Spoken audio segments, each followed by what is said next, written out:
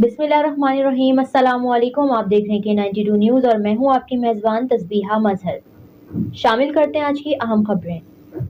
शहनीला अलवी की रिपोर्ट के मुताबिक गुज़िश्ता रात कराची में सेनेटर जनाब तलहा महमूद साहब के एजाज़ में तकरीब पज़ीराई और अलविदाई शाया का एहतमाम किया गया। तकरीब का इनेकाद आलमगीर वेलफेयर ट्रस्ट इंटरनेशनल और अरकान मेमन खिदमत फोरम पाकिस्तान की जानिब से किया गया। तकरीब में सबकदोश होने वाले वफाकी मजहबी अमूर बैरुल मज़ाहिब अमानगी हुकूमत पाकिस्तान जनाब मोहम्मद तलहा महमूद साहब की जज 2023 बामुताबिक 1444 के हवाले से इनकी शानदार कामयाबी और जांच कराम की फलाह बहबूद के लिए इनके इक़दामात को सराहा गया और खराज तहसीन पेश किया गया।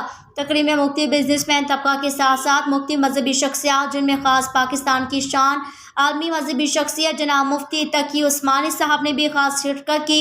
मुफ्तियान आज़म मोहतरम जनाब मुफ्ती तकी उस्मानी साहब ने भी जनाब तलहा महमूद साहब की खिदमत को सराहते हुए कहा कि जो काम खास कर जांच कराम के लिए उन्होंने किया वो आने वाले वक्तों तक याद रखा जाएगा।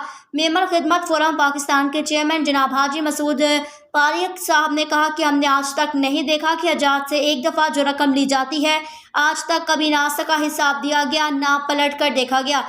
ये वो पहले शख्सियत है जिन्होंने पहले कुर्बानी के बंद में हजाज को पैसे वापस किए। इसके बाद इनके बकाया जात भी इनको ना सिर्फ वापस किए बल्कि सऊदी अरब में भी हजाज के लिए बेहतरीन इंतजाम किए। जनाब याहिया पोलानी ने कहा कि हम बहुत आराम से कह देते हैं कि सब वजीर चोर है। उन्होंने कहा बगैर किसी को जाने इसके बारे में ऐसा कहना भी गुनाह है।